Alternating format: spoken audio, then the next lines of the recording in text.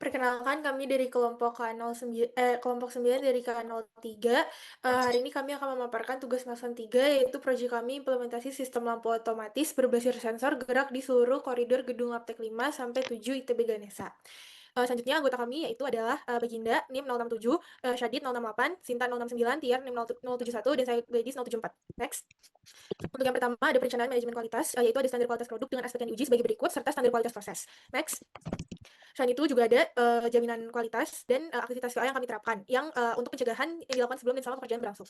Selanjutnya ada kontrol kualitas serta tahapan pengujian dan alat dan teknik pengendalian kualitas. Dan yang terakhir ada matriks kualitas, tanggung jawab pengelolaan kualitas, serta dokumentasi mutu yang perlu dikumpulkan saat proyek berlangsung. Selanjutnya ada jaminan kualitas versus kontrol kualitas. Untuk perbedaannya bisa dilihat di tabel tersebut. Next. Lalu untuk QA jaminan kualitas dalam proyek fokus pada proses yaitu SMP poin 15, WBS poin 1.2, WBS 161, chapter poin 4, serta chapter poin 5 untuk regulasi K3L. Selanjutnya ada QC kode kontrol kualitas yang terdapat pada WBS 133, WBS 141, 154, chapter poin 3, serta WBS 193. Baik, berikutnya yang ketiga adalah alat dan teknik pengendalian kualitas. Pada bagian ini bakal dibahas 8 poin. Yang pertama, pengumpulan data. Kami melakukan metode dengan men-generate data random seed dari Python, dan bisa dilihat bahwa yang kuningnya adalah konsumsi daya energi menggunakan lampu konvensional, sedangkan hijau adalah menggunakan lampu otomatis. Dalam data diambil selama 7 minggu, dan target efisiensi ideal awalnya adalah 70%, namun dalam 7 hari belakang rata-rata efisiensinya hanya 55,3%, dan itu dalam sebuah masalah. Kita lakukan data analis yang awalnya target 70% namun hanya 55%. Kita temukan akar masalahnya, yakni kesalahan konfigurasi firmware dan latensi jaringan WiFi yang tidak stabil yang menyebabkan efisiensi menurun. Dan decision making kita lakukan adalah dengan memperbaiki firmware dan segala masalah yang ada dengan mempertimbangkan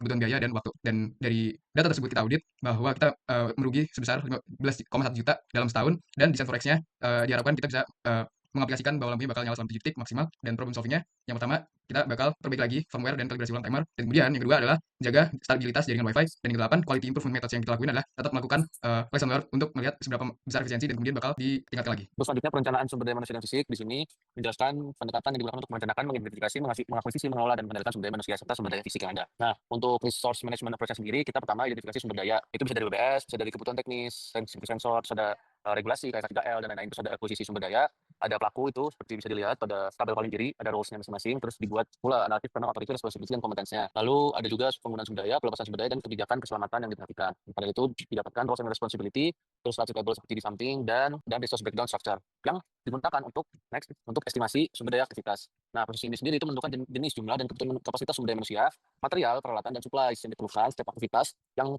sudah kita masukkan dalam perencanaan atau WBS. Nah, pendekatannya sendiri ada banyak, ada expert judgment, ada bottom up scaling, dan lain-lain. Nah, berikut adalah tabel estimasi sumber dayanya.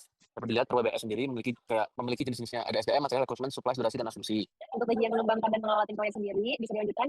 Yang pertama, mengembangkan tim proyek itu ada inputnya, dapat dilihat pada PPT, dan ada toolsnya yaitu co-creation, virtual team, interpersonal dan team skill, training, team building activity, recognition and rewards, individual and team assessment, dan meeting. Lalu terdapat outputnya yang dapat dilihat juga pada PPT. Baik, berikutnya adalah mengelola tim proyek. Untuk yang input dapat dilihat pada tabel tersebut di paling kiri. Dan untuk tools dan teknik yang kami gunakan adalah terbagi juga, yakni yang pertama interpersonal dan team skills, dan kemudian project management information system atau PMS. Untuk yang interpersonal dan team skills, yang kami lakuin adalah conflict management, decision making, emotional intelligence, influencing, dan leadership. Dan outputnya dapat dilihat pada tabel yang paling kanan. Berikutnya, Selanjutnya, manajemen komunikasi untuk tabel dari informasi, ada status proyek, tujuan otorisasi, data teknis, progres dan mingguan, laporan coba, latihan sistem, informasi gangguan, perubahan, serta berita acara saat terima proyek. Next. Lalu untuk stakeholder dan metode komunikasi ada rapat tatap muka virtual, email resmi, evaluasi proyek, dan Google Drive, alat kolaborasi cepat seperti grup WhatsApp, serta respon alat visual seperti Google Calendar atau Sheets. Next. Yang terdiri ada proses eskalasi komunikasi yang ada input dari trigger, aktivitas eskalasi komunikasi, serta proses manajemen perubahan yang terdiri dari inisiasi, analisis, review, komunikasi, dan implementasi. Untuk mengelola dan melancarkan aplikasi proyek sendiri, aktivitas utamanya ada beberapa,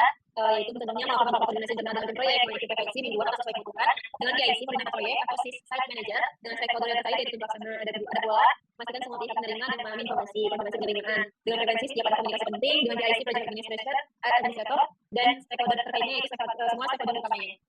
Dan yang lainnya dapat dilihat ada tabel yang ditonjolkan. Sekian dari kami. Maaf bila ada salah kata. Terima kasih.